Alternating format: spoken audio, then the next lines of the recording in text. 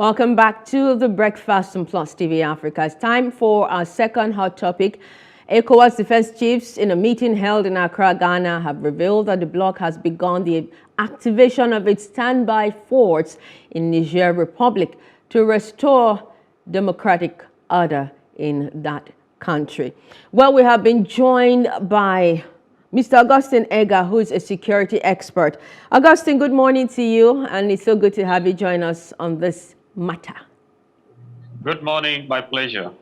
All right, so the defense chiefs are saying that the all elements that could go into any military intervention had been worked out and were being refined, including timing, resources needed, and how, where, and when to deploy such force. What's your take on this as a security expert? AU is against ECOWAS moves, by the way. What's your take on what's unfolding right now with regards to the situation in Niger? However, I think it's the right step to take because the situation in Niger is not what we expect to have. We expect to have a democratic government, and now there's a forceful takeover by the military in Niger. And as much as I'm sure that they are also exploiting other diplomatic means, it is not out of place to have a standby military force in case something goes out of place. And so for my take, it is fine. While they are doing this, it is also good they continue to exploit diplomatic channels so that we can resolve all of this without war. Because if we have a situation of a crisis that results in war, this region is still going to suffer. The Sahel region has already been traumatized for some time with all this insurgency, terrorism, and all of this. And so if we have this crisis again in Niger, it's still going to escalate. We're going to have a lot of problems, even in Nigeria. And so it is good they try other channels that will not result to conflict. Give us a better understanding what it means to activate their standby force. It is that they're waiting for the last order. It means the last order that all of the ECOWAS military heads, they are fully prepared. But they are waiting for the last order because they have a negotiation going on. And if all those negotiations will fail, of course, they will exploit the last order. Once the last order is passed, of course, they will take a military force. And what's your take on how the dialogue has been going on so far? The dialogue, I think the first people that the president of Nigeria sent across, former military administrator, Abdul Salam, and also the Sultan of Sokoto, they were turned down. And some other people from the international community have been turned down. But it was good news that our own, the former Emir of Kano, Sanusi, was admitted and he was given a listening ear, and some other Islamic bodies, they went there for negotiation, and of course, he was able to open up some things to them. But what we hear on papers is different from what they were actually told, because we don't know. We just hear from the news that this is what and what he said. But from what I can see, or what I can perceive from the comments from the president of Burkina Faso, I see people who are tired of speaking French language. You understand what I mean? Their policy of assimilation, I think, is not going well with them. They see it as a form of exploitation to them.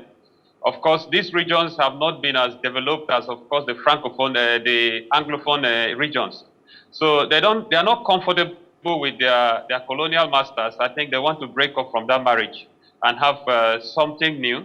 And I also see that there's a force behind it, because the strength they have and the confidence, it's not just coming within them because they don't have the resource.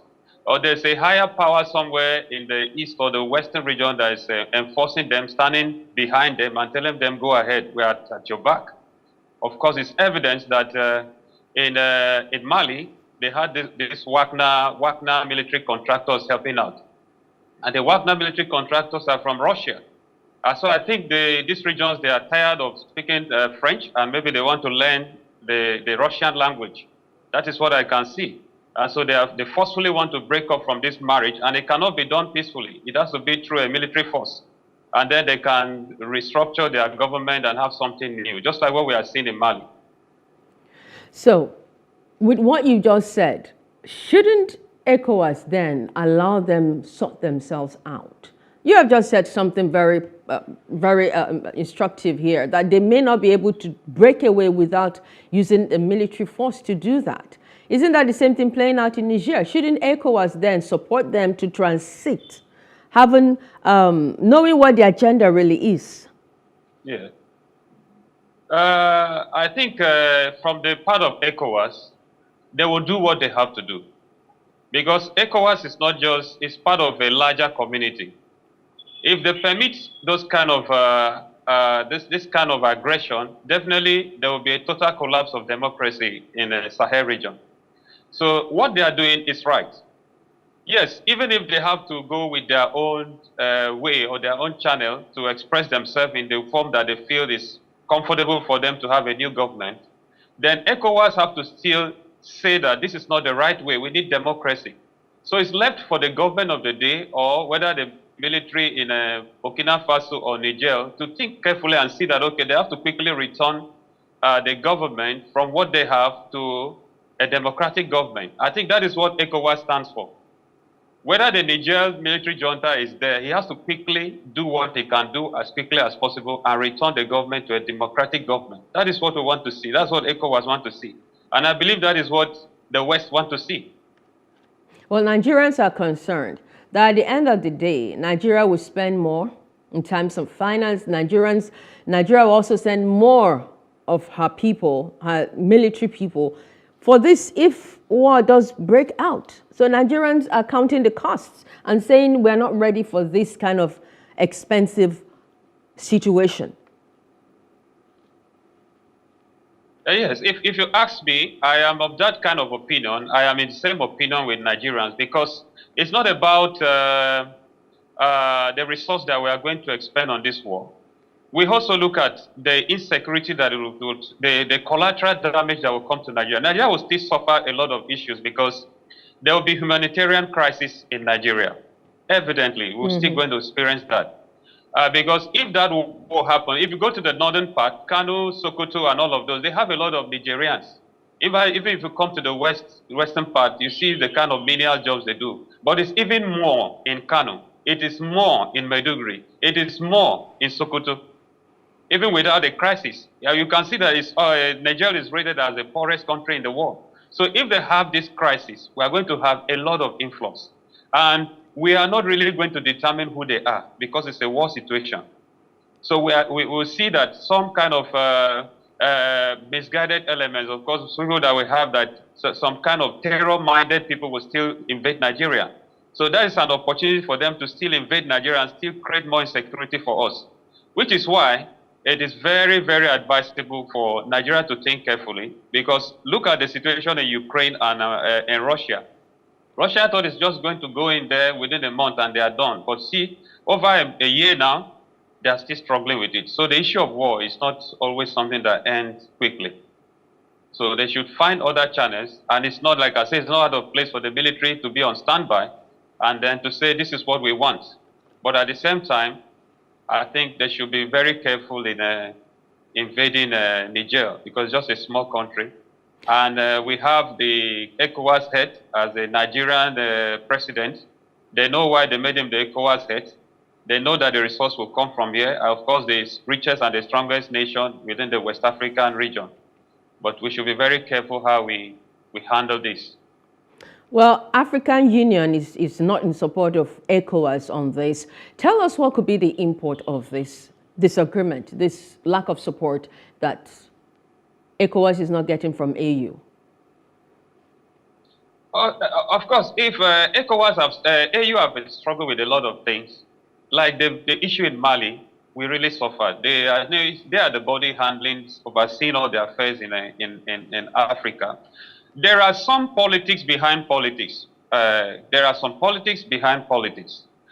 These people also have an organization where they interact with the intelligence community globally.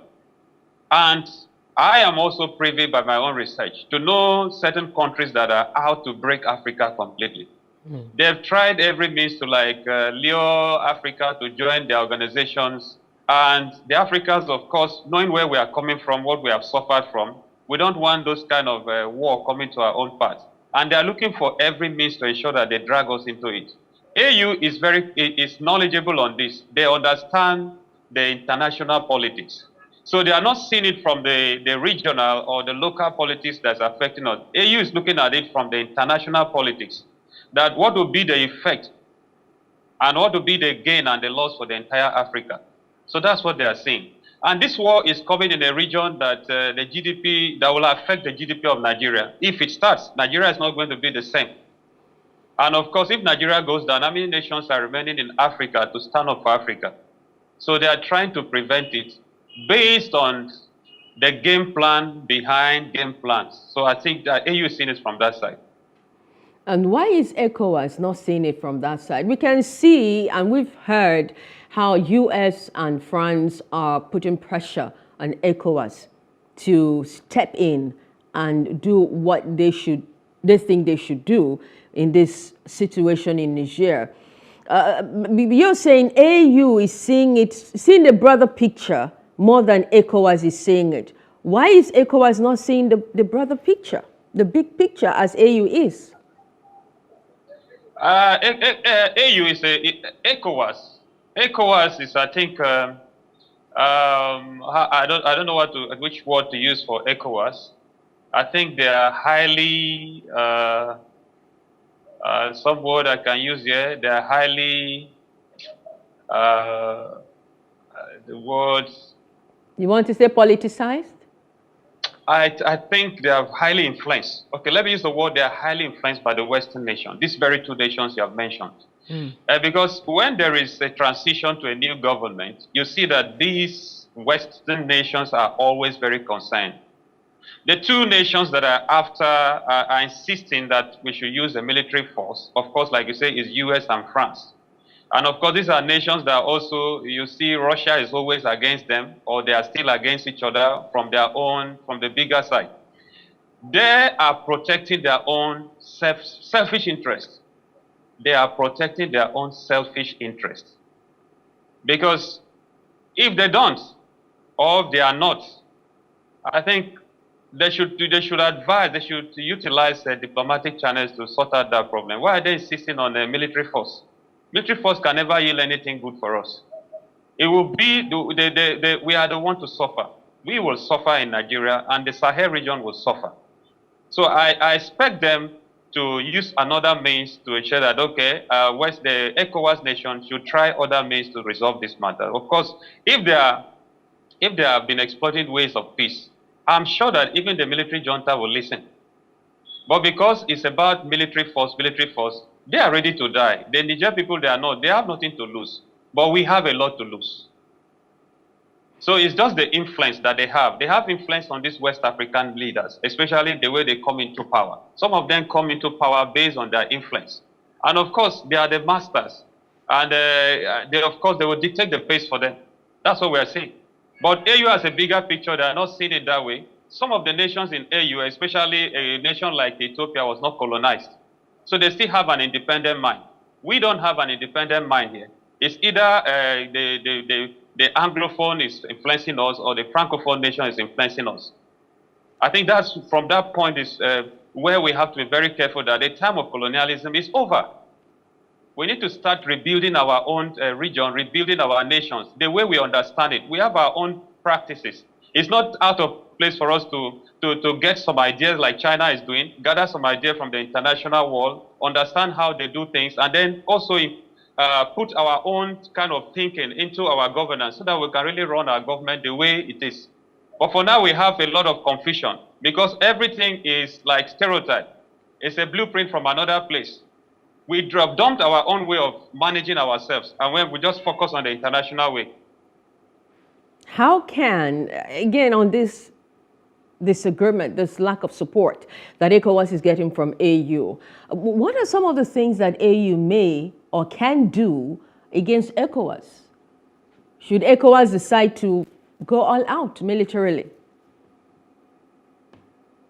It is still going to be at the high level of sanctions and all that, because is this region, there are other regions as well. There's still going to be, of course, sanctions. Maybe they will disconnect. They will disconnect the ECOWAS from the AU and allow them to handle their problem. Because if they are saying no, West Africa is in Africa as a bigger picture, and they know that this war is going to affect the entire Africa. So if they believe that they have to cut off from AU or go against AU and go for this invasion, and then they will allow Sahel region to face it, that is through sanctions. They will have nothing to do with us, and then they will allow us to face all the problems. And of course, they have a way of blocking certain things coming into us from their own countries, flights and all of that, which is very difficult for us. It will be difficult for us because if there is crisis in some region, people will not travel freely, trade will be affected. So how are we going to manage that? So if trade is affected, that nation will definitely suffer. Will suffer a lot of things. So that's what EU can do from their own end. Of course, there will be sanctions. Well, thank you so much, Augustine Ega. Thank you for your time as we continue to watch this unfold. The meeting is ongoing still in Ghana, isn't it? The defense chiefs, the ECOWAS defense chiefs. I think they'll be rounding up today, Friday. Can you tell us how, what to expect from the meeting today as they rounded up? What I expect is that the military, they're not done. The service chiefs, some of these things, they are military war tacticians. They understand the gravity of war, starting and finishing a war. I'm not sure that all what they want is just to invade. They are also planning on certain other issues, what other things they can do in order to totally stay away from complete war. So I feel they will still be exploiting diplomatic channels. They will go back to their nations and still tell them to exploit those mediums. War is the last resort, as they say. War is the last thing they will go for. I'm sure that the military people, they are wise enough. They know, they understand the pros and cons of war. And our President Tinubu, has said that military force is going to be the last option. At least that's what he's saying now. That's what he's saying at this point, that military intervention will be the very last option. Yes, I think that is fine, because since the junta, military junta for Niger is already engaging. Of course, it was very difficult when he had a closed door, but I see some steps he has taken. Definitely, from his own point of view, the man that was the overthrown man, they don't want him. I think that is what I'm saying. But I think they will definitely agree to a new government that is not the former president. Well, thank you so much. The steps he has taken, they have been a new prime minister have been elected. That shows that the doors are open for discussions. All right. Thank you so much, Augustine Ega, for your time and insight on this topic. You're welcome. Thank you. Well, that was Augustine Ega. Security experts joined us to take a look at the situation unfolding regarding Niger Republic. And it's time for us to give you a quote of the day. Life isn't just to be endured, it's to be enjoyed. That's according to Gordon B. Hinckley. Life isn't just to be endured, it's to be enjoyed. So try and enjoy your life as much as you can. I am Maureen Menongwe, thanking you for being a part of our show today and indeed the whole of the week. We'll come again on Monday. Join us then. Bye-bye.